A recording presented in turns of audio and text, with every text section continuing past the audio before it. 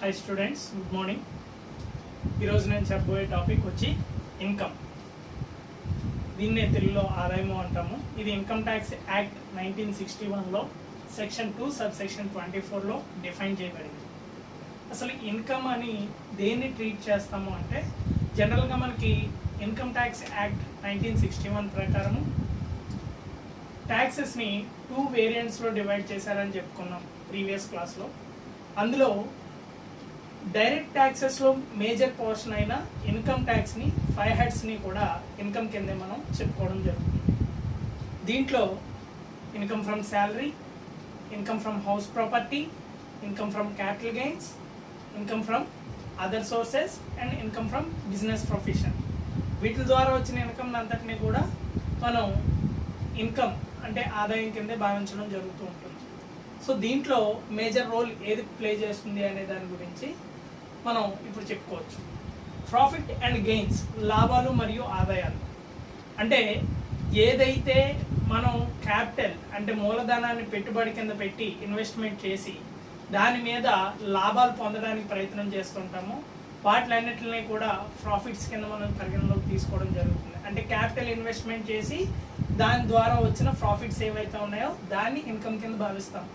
అదేవిధంగా long term are short term అంటే దీర్ఘకాలిక మరియు స్వల్పకాలిక పెట్టుబడులు పెట్టి వాటి ద్వారా వచ్చిన ఆదాయాలు ఏవైనా ఉంటే కనుక వాటిని గెయిన్స్ కింద భావించడం జరుగుతూ ఉంటుంది. సో వీటిని మనం ఇన్కమ్ కింద చెప్పుకోవచ్చు.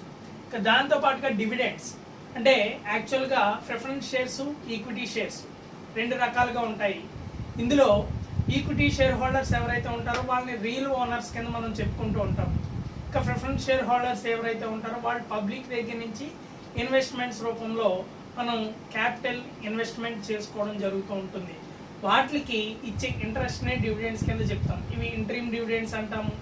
డివిడెండ్స్ పెయిడ్ అని చెప్పి మనం ఈ ఏదైతే షేర్ వాల్యూ ఉందో షేర్ వాల్యూ మీద రెస్పెక్టబుల్ పర్సంటేజ్ అనేది ఇవ్వడం జరుగుతూ ఉంటుంది. అలా మనం పెట్టిన పెట్టుబడుల మీద వచ్చిన ఇన్కమ్ ఏదైనా ఉంటే కనుక దాన్ని డివిడెండ్స్ కింద మనం చెప్పుకోవచ్చు.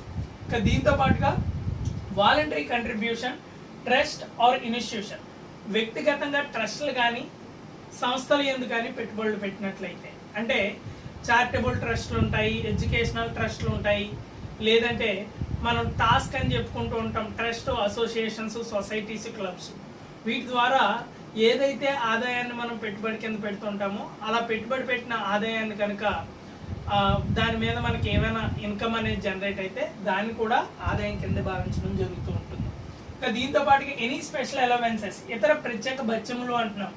ఎనీ స్పెషల్ అలవెన్సెస్ అనేసరికి ఏంటంటే ఇన్కమ్ ఫ్రమ్ శాలరీని మనం తీసుకున్నట్లయితే దీంట్లో బేసిక్, కమిషన్, బోనస్ ఈ మూడిట్లని జనరల్గా శాలరీ కింద భావించినట్లయితే ఒక సంస్థ యందు పనిచేసే ఎంప్లాయీకి ఎడిషనల్ పేఅవుట్స్ అంటే హౌస్ రెంట్ అలవెన్సెస్ అవ్వచ్చు, లేదంటే డేర్నెస్ అలవెన్సెస్ అవ్వచ్చు, లేదా మెడికల్ అలవెన్సెస్ అవ్వచ్చు, ఇంకా ఎడిషనల్ బెనిఫిట్స్ని ఇన్కమ్ రూపంలో కాకుండా వేరే రకంగా, అంటే ఫర్ ఎగ్జాంపుల్ ఏంటంటే హౌస్ రెంట్ అలవెన్సెస్ అంటే ఒక వ్యక్తి నివాసం ఉండడానికి ఇంటికి అయ్యే ఖర్చును కూడా కంపెనీ భరించడం అనేది జరుగుతూ ఉంటుంది.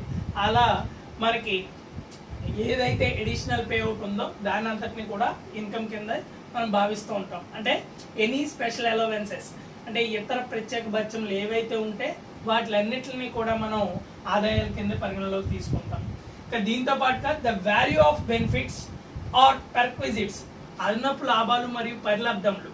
అంటే పరిలబ్ధములు అనేసరికి ఏంటంటే లీవ్ శాలరీ, అంటే ఒక సంవత్సరం మొత్తం ప్రివిలేజ్ లీవ్లు వాడుకోకుండా ఉంటే ఏప్రిల్ 1 శాలరీతో పాటు పర్ డేకి ఎంప్లాయీ శాలరీ ఎంత ఉంటుందో దాన్ని ఆ నెంబర్ ఆఫ్ లీవ్స్కి మల్టిపుల్ చేసి వాళ్ళకి ఏప్రిల్ 1 శాలరీతో పాటు ఇవ్వడం జరుగుతూ ఉంటుంది. వీటిని ప్రివిలేజ్ ఆర్ ఎర్న్ లీవ్స్ అంటాం.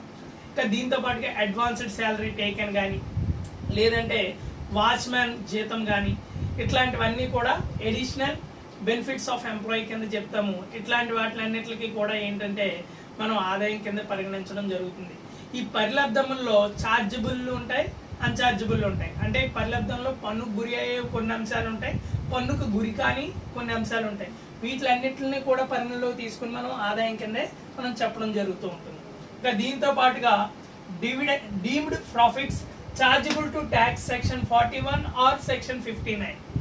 సెక్షన్ 41 మరియు 59 ప్రకారం పన్ను గురియగు భావిత లాభాలు ఏవైతే మనకు ప్రాఫిట్స్ ఉన్నాయి, ఈ ప్రాఫిట్స్లో ఏవైతే మనం కంప్లీట్గా ట్యాక్స్ పే చేసి అప్లికేబుల్ అయ్యి పాయింట్స్ ఏవైతే ఉన్నాయో వాటిలన్నిటిని కూడా మనం ఇన్కమ్ ఆదాయం కిందే భావించడం జరుగుతుంది. ఇంకా దీంతో పాటుగా profits and gains of business and profession under section 28, వృత్తి మరియు వ్యాపార ఆదాయము అండర్ సెక్షన్ 28 ప్రకారము. అంటే వృత్తి అనేసరికి ఏంటంటే మనం ప్రొఫెషనల్గా చూస్తే డాక్టర్స్, లాయర్స్, చార్టెడ్ అకౌంటెంట్స్ వీళ్ళు ఎర్న్ చేసే ఇన్కమ్ అంతటిని కూడా ప్రొఫెషనల్ ఇన్కమ్ కింద చెప్పుకోవచ్చు. అదేవిధంగా ఏదైతే క్యాపిటల్ ఇన్వెస్ట్మెంట్ చేసామో క్యాపిటల్ మీద రిటర్న్ వచ్చి దాన్ని అంతటిని కూడా బిజినెస్ ఇన్కమ్ కింద మనం భావించడం జరుగుతూ ఉంటుంది. దీని అండర్ సెక్షన్ 28 ప్రకారం ఇన్కమ్ ట్యాక్స్ యాక్ట్ 61 ప్రకారము 1961 ప్రకారము దీని అంతటిని కూడా ఏవైతే లాభాలు మరియు ఆదాయాలు వస్తుంటాయో ఈ వృత్తి వ్యాపారం ద్వారా వాటి అంతటిని కూడా ఇన్కమ్ కిందే భావించడం జరుగుతూ ఉంటుంది. అదేవిధంగా any special capital gains under section 45, ఏదైనా ప్రత్యేక మూలధన ఆదాయము సెక్షన్ 45 ప్రకారము ఏదైనా యాన్సిస్టర్ ప్రాపర్టీని సేల్ చేయడం ద్వారా వచ్చిన ఆదాయం అవ్వచ్చు, లేదంటే దాంట్లో నుంచి అండర్ సెక్షన్ 54 ప్రకారము ఏదైనా న్యూ ప్రాపర్టీ పర్చేజ్ చేసిన అండర్ సెక్షన్ 54 ఈసీ ప్రకారము ఏవైనా ఎన్హెచ్ఏ బాండ్స్లో కానీ ఏవైనా ఫిక్స్డ్ డిపాజిట్స్ రూపంలో కానీ సేవ్ చేసిన అట్లా 365 డేస్ వరకు కూడా ట్యాక్స్ ఫ్రీ ఇన్కమ్ కింద చెప్తాం. అంటే ఒక ప్రాపర్టీని సేల్ చేసిన తర్వాత దాన్ని రీఇన్వెస్ట్మెంట్ చేయడానికి ఆ గ్యాప్ ఏదైతే 365 డేస్ ఎక్సీడ్ అయిందో దాని మిగిలిన అమౌంట్ అంతా కూడా ట్యాక్సిబిలిటీ అనేది అప్లికేబుల్ అవుతుంది. దాని ప్రకారం వచ్చే ఆదాయాన్ని కూడా మనం ఇన్కమ్ కింద భావించడం జరుగుతుంది. ఇంకా దాంతో పాటుగా any winnings from lotteries, crossword puzzles, races including horse races etcetera. అంటే ఏవైనా లాటరీల నుంచి కానీ, పజిల్ గేమ్స్ నుంచి కానీ, లేదంటే కార్డ్ గేమ్స్ కానీ, మైండ్ గేమ్స్ కానీ, లేదంటే గుర్ర పందాలు కానీ, లేదా ఇతర ఏవైనా పందాలు కానీ చేసిన దాని మీద సంపాదించిన ఇన్కమ్ ఏదైనా ఉంటే కనుక దాన్ని కూడా ఇన్కమ్ కిందే మనం భావించడం జరుగుతుంది. ఇంకా దీంతో పాటుగా ప్రొవిడెంట్ ఫండ్, ఈఎస్ఐ. అంటే ప్రొవిడెంట్ ఫండ్ అనేసరికి పిఎఫ్ అంటాము. ఇందులోకి వచ్చి ఎంప్లాయర్ కంట్రిబ్యూషన్స్ అని 2 రకాలు ఉంటాయి. ఎంప్లాయీ కంట్రిబ్యూషన్ అనేసరికి జనరల్గా పిఎఫ్ వచ్చి 24% ఆఫ్ గ్రాస్ శాలరీ మీద 24% తీయడం జరుగుతుంది. ఈ 24%లో నుంచి 12% ఎంప్లాయీ కంట్రిబ్యూషన్, 12% ఎంప్లాయర్ కంట్రిబ్యూషన్ అంటాం. అంటే కంపెనీ ఒక 12% పే చేసినట్లయితే అదేవిధంగా ఎంప్లాయీ యొక్క వ్యక్తిగత జీతం నుండి 12% అనేది మనకి ది ప్రొవిడెంట్ ఫండ్కి ట్రాన్స్ఫర్ అవ్వడం అనేది జరుగుతూ ఉంటుంది. దీంతో పాటుగా ఎంప్లాయీ స్టేట్ ఇన్సూరెన్స్, దీన్ని కూడా మనం ఏంటంటే ఒక 20,000 రూపాయల కనీస జీతం కన్నా తక్కువ ఉన్న ఉద్యోగులు ఎవరైతే ఉన్నారో వాళ్ళందరికీ కూడా ఈఎస్ఐ బెనిఫిట్స్ అనేవి ఉంటాయి. అంటే ఆ ఎంప్లాయీ యొక్క శాలరీ నుంచి ఈఎస్ఐకి ఒక 2% వరకు కూడా మనకి అమౌంట్ అనేది పే అవుట్ అవుతుంది. దీంట్లో నుంచి ఏంటంటే వాళ్ళు ఇచ్చిన కంట్రిబ్యూషన్కి మెడికల్గా వాళ్ళ అనారోగ్యానికి ఏదైనా గురి అయినట్లయితే వాళ్ళకి ఈ ఈఎస్ఐ బెనిఫిట్స్ అనేవి పొందడానికి అదనపు లాభం కింద మనం చెప్పుకోవచ్చు. ఈ వీటి పిఎఫ్ కానీ ఈఎస్ఐని కూడా మనం దేని కింద భావిస్తాము అంటే ఆదాయం కిందే భావించడం జరుగుతుంది. ఇంకా దీంతో పాటుగా value of property section 56 under section 2 sub section 7 ప్రకారము, లేదా section 56 sub section 2 under section 7A ప్రకారము ఏదైతే ఆస్తి విలువ ఉందో ఆ ఆస్తి విలువ మీద వచ్చే లాభాలు, అంటే కొన్ని ఏదంటే డివిల్లింగ్ హౌసెస్ కానీ, లేదంటే గెస్ట్ హౌస్ల రూపంలో కానీ, లేదంటే గోల్డ్ రూపంలో కానీ, లేదంటే ఏదైనా మనం క్యాపిటల్ ఇన్వెస్ట్మెంట్ చేసిన దాని ద్వారా వచ్చిన ఆదాయాలను కూడా మనం ఇన్కమ్ కింద భావించడం జరుగుతూ ఉంటుంది. ఇంకా దీంతో పాటుగా వాల్యూ ఆఫ్ షేర్స్ అంటే వాటాల మూల్యాంకన అంటాము. Section 56 sub section 2 under section 7B ప్రకారము ఏవైతే ఈక్విటీ షేర్స్, ప్రిఫరెన్స్ షేర్స్ ఉన్నాయో ఈ ఈక్విటీ షేర్స్, ప్రిఫరెన్స్ షేర్స్ని మనం పబ్లిక్ షేర్స్కి ఇష్యూ చేసినప్పుడు కానీ వాటి ద్వారా వచ్చిన ఆదాయాన్ని కూడా మనం ఇన్కమ్ కిందే భావించడం జరుగుతూ ఉంటుంది. దీంతో పాటుగా దీని అంతటినీ కలుపుకొని మనం ఇన్కమ్ కింద చెప్తాం. దీంతో పాటుగా గ్రాస్ టోటల్ ఇన్కమ్ అంటే మొత్తం స్థూల ఆదాయము అంటాం. సెక్షన్ 80B సబ్ సెక్షన్ 5 ప్రకారము దీంట్లో మొత్తం 5 హెడ్స్ను కూడా ఇంక్లూడ్ చేయడం జరుగుతూ ఉంటుంది. 5 హెడ్స్ని ఇంక్లూడ్ చేయడం అంటే ఇన్కమ్ ఫ్రమ్ శాలరీ ఉంటుంది, ఇన్కమ్ ఫ్రమ్ హౌస్ ప్రాపర్టీ ఉంటుంది, income from business profession, income from capital gains, income from other sources. ఈ 5 హెడ్స్ నుంచి కూడా ఏదైతే మనకి డిడక్టబుల్ ఎక్స్పెన్సెస్ లేకుండా, అంటే డిడక్షన్స్ లేకుండా, ఏటీసీ టు ఏటీయూ డిడక్షన్స్ లేకుండా ఏదైతే ఆదాయం వస్తుందో ఆ ఆదాయాన్ని అంతటిని కూడా మనం గ్రాస్ టోటల్ ఇన్కమ్ కింద చెప్పుకోవచ్చు. దీంట్లో బేసిక్గా వచ్చేసరికి ఏంటంటే టోటల్ ఇన్కమ్ అని చెప్తూ ఉంటాము. టోటల్ ఇన్కమ్ అనేసరికి ఏంటంటే సెక్షన్ 2 సబ్సెక్షన్ 45 ప్రకారము ఏవైతే డిడక్షన్స్ ఉంటాయి ఏటీసీ నుంచి ఏటీయూ వరకు, ఆ డిడక్షన్స్ అంతటిని లెస్ చేసుకుని వచ్చేదాన్ని టోటల్ ఇన్కమ్ కింద చెప్తాం. అంటే దీన్నే ఫర్ ఎగ్జాంపుల్ నెట్ శాలరీ అనొచ్చు, లేదంటే ట్యాక్సిబుల్ హౌస్ ప్రాపర్టీ ఇన్కమ్ అనొచ్చు, ట్యాక్సిబుల్ బిజినెస్ ప్రొఫెషన్ అనొచ్చు, లేదంటే ట్యాక్సిబుల్ క్యాపిటల్ గెయిన్స్ అనొచ్చు. ఇట్లా ఏదైతే ట్యాక్స్కి అప్లికేబుల్ అవుతుందో ఈ డిడక్షన్స్ లెస్ చేసుకుని వచ్చేదాన్ని గ్రాస్ శాలరీలో నుంచి వచ్చిన ఏదైతే నికరం ఉంటుందో అంటే నెట్ వాల్యూ, దాన్ని మనం టోటల్ ఇన్కమ్ కింద భావించడం జరుగుతూ ఉంటుంది. అంటే ఇంక్లూడింగ్ 5 హెడ్స్ నుంచి కూడా.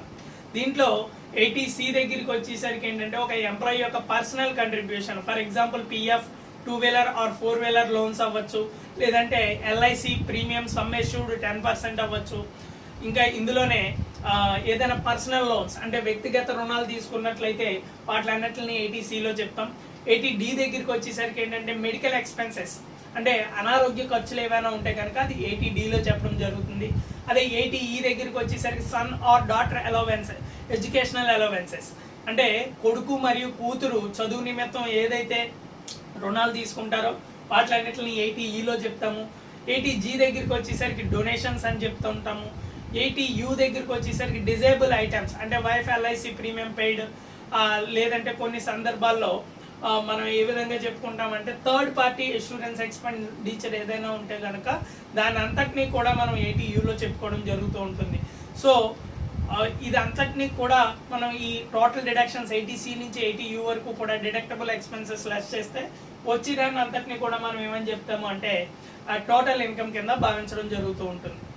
సో ఇంకా దీంతో పాటు క్యాజువల్ ఇన్కమ్స్ అనేసరికి ఏంటంటే విన్నింగ్ ఫ్రమ్ లాటరీస్ కానీ, క్రాస్ వర్డ్ పజిల్స్ కానీ, కార్డ్ గేమ్స్ కానీ, మైండ్ గేమ్స్ కానీ, హార్స్ రేసెస్లో కానీ, లేదంటే బెట్టింగ్స్ కానీ, గ్యాంబ్లింగ్ కానీ ఇట్లాంటివి ఏమైనా చేసినట్లయితే వాటి ద్వారా వచ్చిన ఇన్కమ్ అంతటిని కూడా క్యాజువల్ ఇన్కమ్ అంటాం. సో ఇదంతా కూడా టోటల్ కాన్సెప్ట్ ఆఫ్ ఇన్కమ్. ఇది సెక్షన్ 2 సబ్సెక్షన్ 24లో ఇన్కమ్ ట్యాక్స్ యాక్ట్ ప్రకారం ఇప్పుడు దాకా నేను చెప్పిన విధంగా అమలు చేయబడింది. Okay, thank you.